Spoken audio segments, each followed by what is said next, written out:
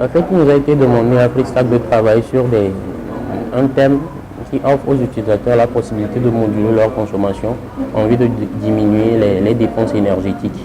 Donc là, on a eu à travailler selon un bon nombre de défis, à savoir la création d'une application qui permettra aux utilisateurs de gérer les temps d'utilisation de leur appareil électrique et électronique, et aussi la possibilité de pouvoir avoir des alertes au niveau de leur compteur prépayé à chaque fois que le pourcentage en kilowattheure est maintenant de façon très restreinte et que vraiment pour ne pas subir le coût des coupures inattendues.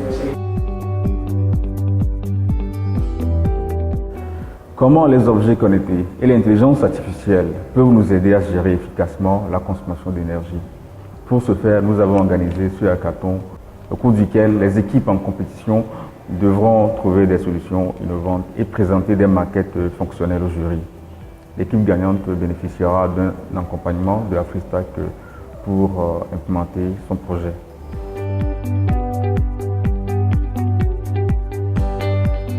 Nous vivons dans un monde où la consommation de l'énergie est en augmentation considérable. Donc il faut que nous gérons avec efficacité cette consommation et d'une manière durable.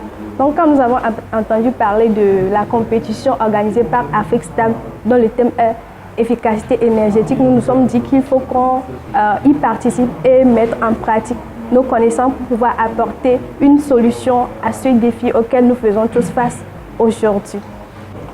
Notre défi est d'apporter une solution innovante qui pourra permettre aux utilisateurs de gérer efficacement tous leurs appareils électroniques et de pouvoir même allouer un temps à ces appareils et de pouvoir les gérer à distance.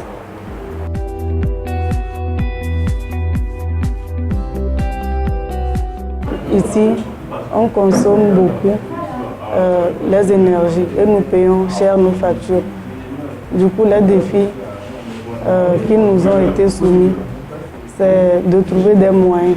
Par exemple, au cas où l'on ne serait pas chez lui à la maison, que ce soit à l'intérieur ou à l'extérieur du pays, qu'il puisse gérer à distance ses équipements électriques et électroniques.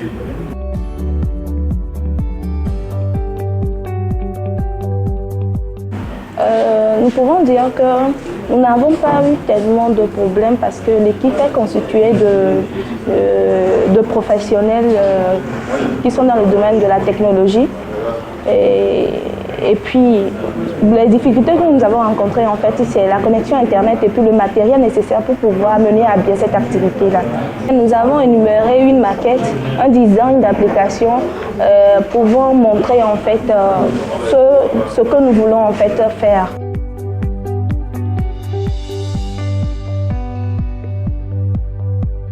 Mon équipe va proposer un système qui va résoudre considérablement l'énergie, la consommation de l'énergie dans les maisons.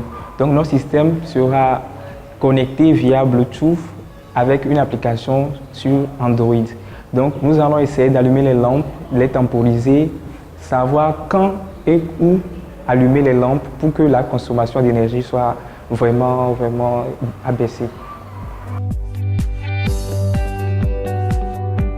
En tant que femme ou jeune fille, je crois que les femmes sont un peu rares dans le domaine des technologies. Et donc quand j'ai vu la compétition, je me suis dit, bon, pourquoi ne pas essayer? Il faut tenter, voir et mesurer aussi mes capacités. Et je me suis associée au groupe pour pouvoir mettre ensemble nos connaissances et relever ce défi. Nous remercions beaucoup à FreeStack de nous avoir permis cette opportunité d'échange technologique et nous souhaitons ce soir aussi être les leaders parmi les groupes présentés à ce concours. Merci. En tant que jeunes, nous devons être vraiment des leaders, des constructeurs de destinée et non des destructeurs.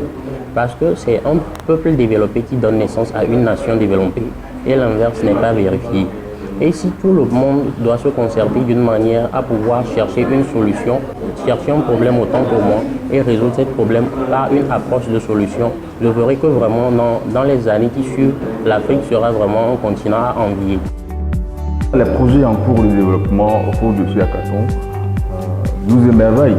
Ça montre vraiment la potentialité de la jeunesse.